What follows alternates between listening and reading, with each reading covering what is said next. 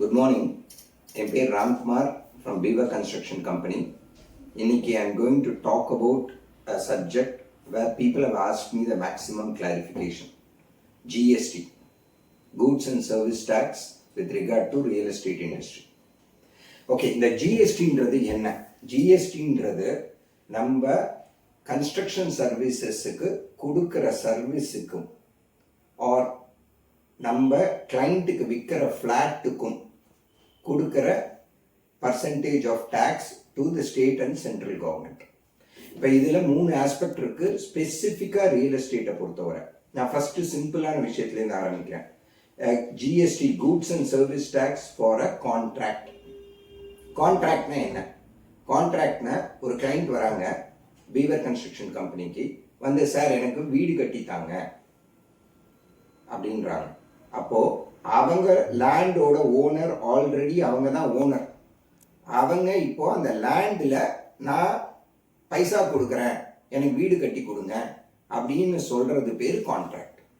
So government அதை works கான்ட்ராக்ட்னு சொல்லுவாங்க. அப்படி ஒர்க்ஸ் கான்ட்ராக்டாக இருக்கிற ப்ராஜெக்ட், அது வீடாக இருக்கலாம், இண்டஸ்ட்ரியல் வேர்ஹவுஸாக இருக்கலாம், இல்லை ஃப்ளாட்டாகவே இருக்கலாம்.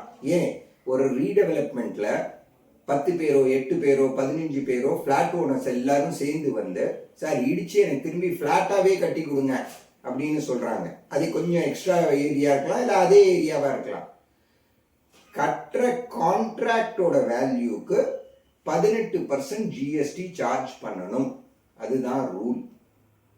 ஸோ ஒர்க்ஸ் கான்ட்ராக்ட் ஒரு கன்ஸ்ட்ரக்ஷன் சர்வீசஸுக்கு ஜிஎஸ்டி 18%. இந்த 18% ஜிஎஸ்டின்றது என்னது? நான் 100 ரூபாய்க்கு கான்ட்ராக்ட் பண்ணால் I am asked to charge 100 rupees plus 18 rupees. So இதில் எப்படி எழுதுவோம்?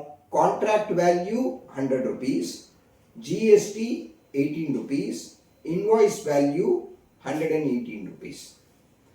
கான்ட்ராக்டில் மட்டும்தான் ரியல் எஸ்டேட்டில் இன்புட் கிரெடிட் உண்டு. இன்புட் கிரெடிட்னா என்ன? இப்போ நல்லா புரிஞ்சுக்கோங்க. கான்ட்ராக்டில் நீங்கள் எனக்கு 100 ரூபாய் கொடுத்து நான் சாமான் வாங்கி, மெட்டீரியலாக இருக்கட்டும், லேபராக இருக்கட்டும், I employ and get it done. நான் வாங்குற ஒரு சாமான், சிமெண்ட்டாக இருக்கட்டும், ஸ்டீலாக இருக்கட்டும், பிரிக்ஸாக இருக்கட்டும், எல்லாத்துலேயும் ஜிஎஸ்டி உண்டு. அது 5%லேருந்து 18%, 28% வரைக்கும் கூட இருக்கு. ஸோ நான் ஜிஎஸ்டி கட்டி சாமான் வாங்குறதுல நான் ஆல்ரெடி அங்கே ஒரு ஜிஎஸ்டி சஃபர் பண்ணியிருக்கேன். நீங்கள் எனக்கு இங்கே 18% கொடுக்குறீங்க. இதை பேலன்ஸ் பண்ணுறது தான் இன்புட் கிரெடிட். பட் நல்லா ஞாபகம் வச்சுக்கோங்க, input credit for real estate services is only available in contract service. Contract சர்வீஸ்னு திரும்பி சொல்கிறேன், நீங்கள் எனக்கு பைசா கொடுத்து நான் வீடு கட்டணும். லேண்டு நீங்கள் தான் ஓனர். செகண்ட் சர்வீஸ், நீங்கள் ஃப்ளாட் வாங்க வந்திருக்கீங்க. நாங்கள் இப்போ ஒரு ப்ராஜெக்ட் பண்ணுறோம். டேக் ஃபார் எக்ஸாம்பிள் எங்கள் Sahana project at Maduravoyal, 1000 square feet. அதுக்கு எக்ஸ் யூடிஎஸ் இருக்குது. நீங்கள் வரீங்க, ஃப்ளாட் பார்க்குறீங்க, ஃப்ளாட் பிடிச்சிருக்குன்றீங்க. ஃப்ளாட்டோட விலை என்ன சார் அப்படின்னும் 7,300 rupees for 1000 square feet, 73 lakhs அப்படின்னு சொன்னால், இப்போ அந்த 73 lakhsக்கு 5% இஸ் த ஜிஎஸ்டி.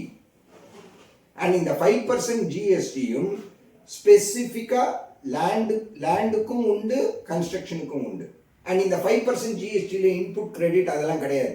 நீங்கள் உங்கள் கையில் எவ்வளோ ரூபாய் நான் வாங்குறேனோ அதை அப்படியே எடுத்து ஜிஎஸ்டி டிபார்ட்மெண்ட்டில் கட்டிடணும். 5% is the maximum allowed GST. And இதில் இன்புட் கிரெடிட் கிடையாது, எதுவுமே கிடையாது. இதுதான் செகண்ட் ஆஸ்பெக்ட். ஸோ ஃபர்ஸ்ட் ஆஸ்பெக்டில் கான்ட்ராக்ட், செகண்ட் ஆஸ்பெக்டில் ஃப்ளாட் வாங்குற லாஜிக். இப்போ மூணாவது ரொம்ப இம்பார்ட்டண்ட்டான ஆஸ்பெக்ட், ஜிஎஸ்டி ஃபார் லேண்ட்லார்ட்ஸ். ஒரு ஜாயிண்ட் டெவலப்மெண்ட் பண்ணுறோன்னு வச்சுக்கோங்க. ஆஸ் அ லேண்ட்லார்ட், சார் நான் ஆல்ரெடி லேண்ட் ஓனர், நான் இப்போ ஒரு 1 ground பிளாட்ல 8 வீடு கட்டுறோம் அப்படின்னா, landlord will he suffer GST. அவங்களுக்கு ஜிஎஸ்டி உண்டா அப்படின்னு கேட்டால் கன்ஃபார்ம்டாக உண்டு.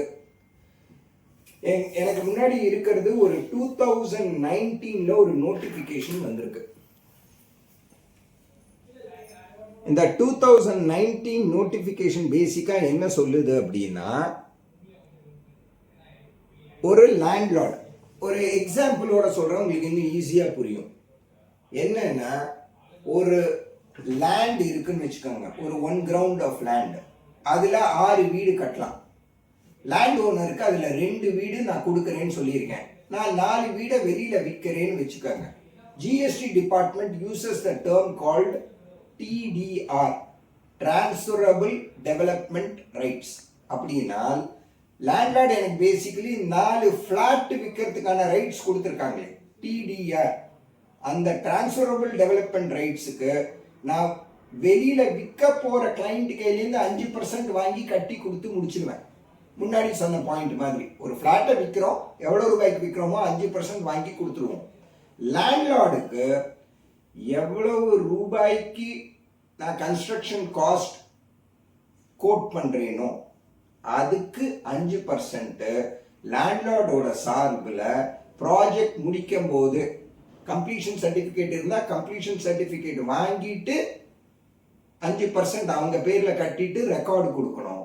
கம்ப்ளீஷன் சர்டிஃபிகேட் இல்லாத ப்ராஜெக்டில் ப்ராப்பர்ட்டி டேக்ஸ் அவங்க பேரில் புதுசாக அந்த 2 ஃப்ளாட்டுக்கு வாங்குவீங்கல்ல, அப்போ வாங்கி GST, cost of the flat, cost of the contract அப்படின்னு போட்டு 5% ஆஃப் கன்ஸ்ட்ரக்ஷன் காஸ்ட்டை அஃபீஷியலாக ஜிஎஸ்டி டிபார்ட்மெண்ட்டில் கட்டிடணும். அந்த ரெக்கார்டை லேண்ட்லார்டுக்கு கொடுக்கணும். அப்போ தான் landlord has got a entitled flat paying the GST correctly. இதுதான் ஜிஎஸ்டியோட rules. This is Ramkumar from Beaver construction.